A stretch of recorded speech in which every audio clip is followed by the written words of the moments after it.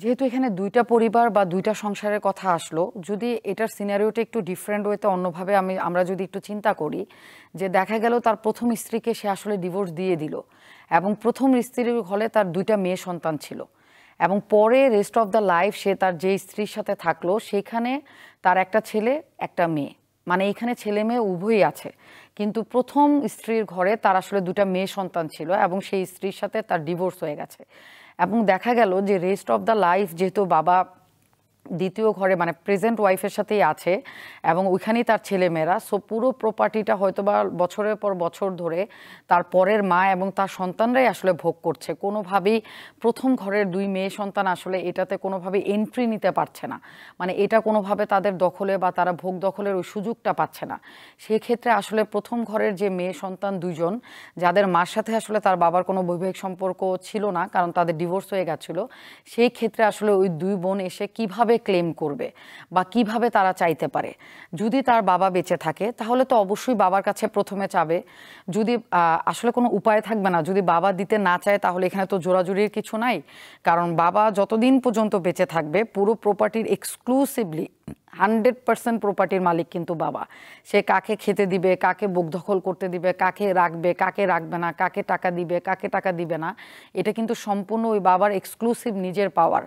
কিন্তু যদি বাবাকে কনভিন্স করে তারা ২ বোন তাদের অংশটা আগের থেকেই বাবা জীবিত থাকা অবস্থায় বাবার কাছ থেকে হেবা করে নিয়ে নিতে পারে বা একটা রেজিস্ট্রি দলিল করে রেজিস্ট্রি দলিল করে নিয়ে নিতে পারে, তাহলে তো সিনারিওটা খুবই ভালো। এক্ষেত্রে তো খুব সুন্দর একটা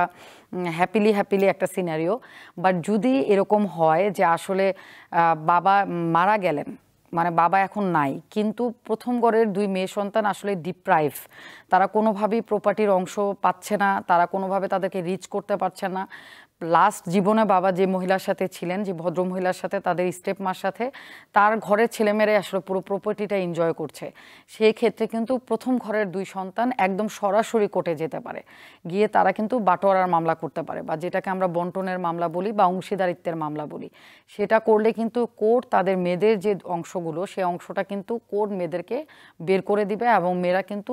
কোর্টের মাধ্যমে বা বাংলাদেশের প্রচলিত আইন অনুসারে তারা কিন্তু তাদের অংশ থেকে ডিপ্রাইভ হবে না বা বঞ্চিত হবে না, তারা কিন্তু তাদের অংশটা আসলে কোর্টের মাধ্যমে বুঝে পেতে পারে। এবং এই মামলাগুলো সিভিল কোর্টে হয় এবং এটা সিভিল কোর্ট বলতে প্রপার্টিগুলো যে এলাকায় বা যে ডিস্ট্রিক্টে অবস্থিত সেই জায়গার ডিস্ট্রিক্ট কোর্টেই আসলে মামলাগুলো ফাইল করতে হবে এবং মানে যেটাকে আমরা বলি জমি জমা করার জন্য একজন সিভিল অ্যাডভোকেটের সাহায্যে সিভিল কোর্টেই মামলাগুলো দায়ের করতে হবে। আমাদের এখানে যেহেতু যে কোনো বাবা বা মা তারা কিন্তু জীবিত থাকা অবস্থায় তাদের যে কোনো একজন সন্তানকে সে চাইলে কিন্তু তার অংশের পুরো প্রপার্টিটা সে কিন্তু হেবা করে দিয়ে যেতে পারে। সো এই ক্ষেত্রে আমরা নর্মালি যেটা দেখি যে বুড়ো বয়সে বাবা মার যখন একদমই শেষ সময় চলে আসে, তখন কিন্তু একজন বাবা মার অনেকগুলো সন্তান থাকলে সবাই কিন্তু ইকুয়ালি আসলে বাবা মাকে দেখে না বা সবার ওরকম দেখার পরিবেশ পরিস্থিতি সব কিছু আসলে থাকেও না, মন মানসিকতাও থাকে না। হয়তোবা তার যে কোনো একজন সন্তান, সেটা ছেলে হতে পারে মেয়ে হতে পারে, বাবা মাকে লাস্ট বয়সে হয়তো বা অনেক বেশি টেক কেয়ার করলো বা অনেক বেশি সেবা যত্ন করলো। তো ওইসব সিনারিওতে দেখা যায় যে অনেক সময় বাবা মারা যে কোনো ওই সন্তানটাকেই তার পুরো অংশটা সে হেবা করে দিয়ে যায়। এটা দিয়ে যাওয়ার পরের ফলাফলগুলো আসলে কি হয়, যদি এমন হয় যে বাবা বা মা ব্যাড রিডেন ছিল, সে অবস্থায় যে সন্তানটা তাকে অনেক বেশি দেখাশোনা করলো, তাকে ফুল টাইম সাপোর্ট দিল, বাবা বা মা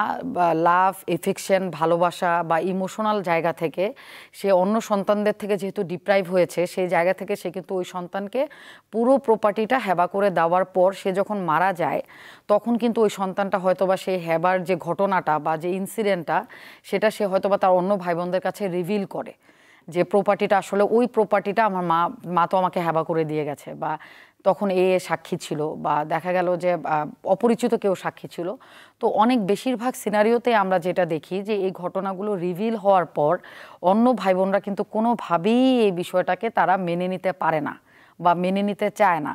এবং তারা ক্ষুব্ধ হয়ে কিন্তু দৌড়াতে কোর্টে চলে যায় এবং কোর্টে গিয়ে সে হেবা দলিলটাকে ক্যান্সেল করার জন্য কিন্তু হেবা ক্যান্সেলেশনের মামলাও তারা করে। এই ক্ষেত্রে যদি এমন হয় যে যদি তারা প্রমাণ করতে পারে কোর্টে গিয়ে যে আসলেই তার বাবা মা যখন যে সময়টাতে তার যে কোনো একজন স্পেসিফিক ভাই বা বোনকে সে হেবা দলিলটা রেজিস্ট্রি করে দিয়ে গেছে, সেই সময় তার মা বা বাবা শারীরিকভাবে মানসিকভাবে আসলে জমি হেবা করার মতো অবস্থায় ছিল না, বা তাদের ডিমেনশিয়া ছিল বা তাদের অ্যালজাইমাস ছিল, মানে তারা ভুলে যেত সব কিছু, বা তারা মানুষ চিনতো না, একটু পরে একজনকে চিনতো, একটু পরে আবার ভুলে যেত, বা সে সময় ঠিক মতো বলতে পারতো না, বা তার কোনো একটা মানসিক প্রবলেম ছিল, হয়তো বা সে মানসিক ডাক্তারের অবজারভেশনেই ছিল।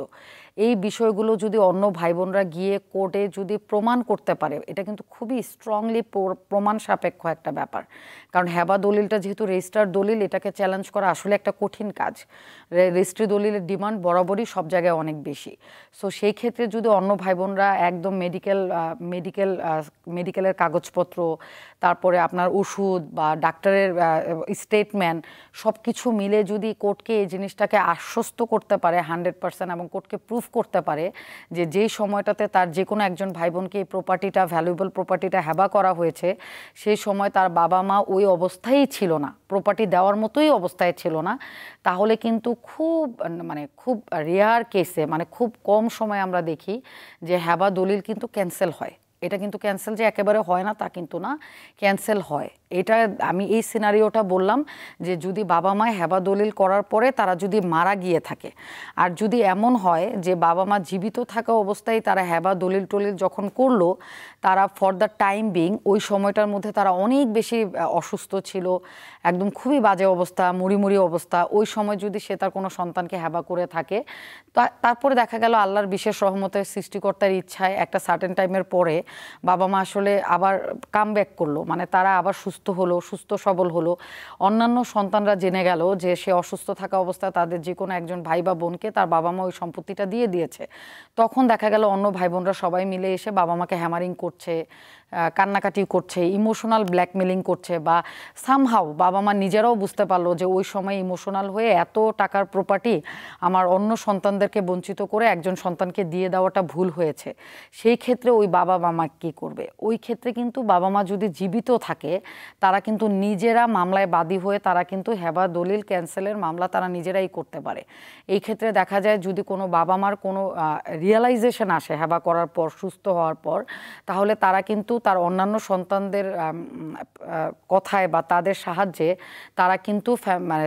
সিভিল কোর্টে মামলাটা ফাইল করে, হেবা দলিলটাকে ক্যান্সেল করার মামলা। সো সেই ক্ষেত্রে কিন্তু দলিল ক্যান্সেল হওয়ার সম্ভাবনা অনেক বেশি থাকে। কারণ যখন বাবা বা মা সুস্থ হয়ে কোর্টের সামনে গিয়ে বলে যে আমি লাভ অ্যান্ড এফেকশন বা ইমোশনাল একটা ব্রেকডাউনের কারণে বা একটা কলাপসের কারণে আমি এই প্রপার্টিটা আমি অন্য সন্তানদেরকে বঞ্চিত করে আমার ওই সন্তানকে হেবা করে দিয়ে দিয়েছিলাম, আমার এখন রিয়েলাইজেশন হচ্ছে যে আমার অন্য সন্তানদেরকে আমি বঞ্চিত করব না, সো আমি এই দলিলটাকে উইথড্র করতে চাই, তখন কিন্তু এই মামলাগুলো কিন্তু মোর দ্যান অনেক ইজি যদি বাবা বা মা নিজে যে কোর্টে স্টেটমেন্ট দেয়। কিন্তু যদি এমন হয় যে বাবা মা মারা গেল, তাহলে সেই ক্ষেত্রে আসলে হেবা দলিল ক্যান্সেল করাটা ইটস এ টাফ জব। মানে আমি বলবো না যে অসম্ভব কিছু, বাট এটা অনেক বেশি প্রমাণ সাপেক্ষ ব্যাপার, যেহেতু যে দিয়েছেন সে মারা গেছেন। সো এখানে সাক্ষীর একটা অনেক স্ট্রং একটা জায়গা থাকে, যেটা প্রুফ করাটা একটু ডিফিকাল্ট হয়ে যায়। সো এই ক্ষেত্রে আমি বলবো যে হেবা দলিল যদি হয়ে থাকে তাহলে এটা ক্যান্সেল করা যায়, কিন্তু যে হেবা করেছে সে নিজে ক্যান্সেল করাটা মোর দ্যান ইজি, সে মারা যাওয়ার আগেই সে চাইলে ক্যান্সেল করতে পারে।